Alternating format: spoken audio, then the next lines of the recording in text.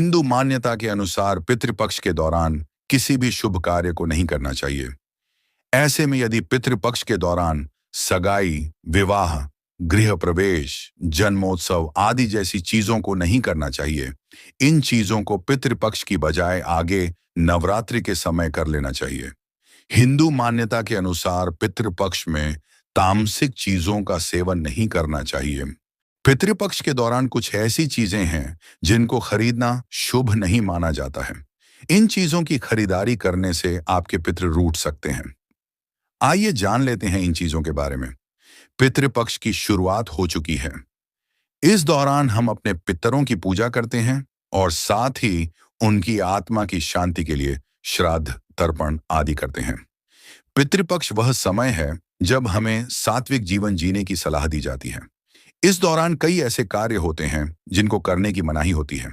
जैसे इस अवधि में मांस, मदिरा का सेवन नहीं करना चाहिए और साथ ही लहसुन, प्याज जैसी तामसिक प्रवृत्ति की चीजों को भी नहीं खाना चाहिए।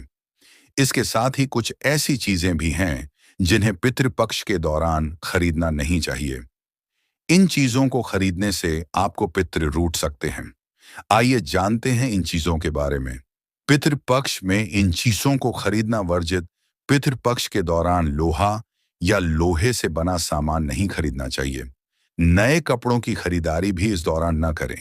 सोने चांदी के आभूषण भी इस अवधि में आपको नहीं पितरों के स्वामी या देवता अर्यमा हैं, जिन्हें पितृलोक का अधिपति भी माना जाता है। अर्यमा ऋषि कश्यप और देव माता अदिति के पुत्रों में से एक हैं और पितृलोक में सभी पितरों का लेखा जोखा रखते हैं। श्राद्ध या तर्पण के दौरान उनके नाम से जल दान या अर्पण किया जाता है, क्योंकि उनके प्रसन्न होने से पितरों को तृप्ति मिलती है।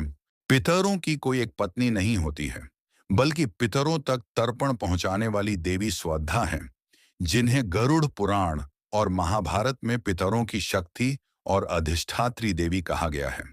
वे ब्रह्मा जी की पुत्री और दक्ष प्रजापति की भी बेटी हैं और उनके स्मरण से ही पितरों को भोजन और जल स्वीकार्य होता है।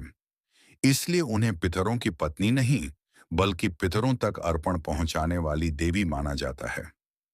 स्वधा देवी का महत्व।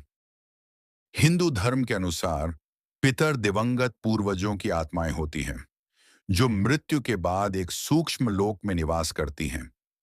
ये अपने वंशजों को आशीर्वाद देते हैं और उन्हें सुख समृद्धि प्रदान करने की क्षमता रखते हैं। पितरों की आत्मा की शांति और प्रसन्नता के लिए ही श्राद्ध और तर्पण जैसे अनुष्ठान किए जाते हैं।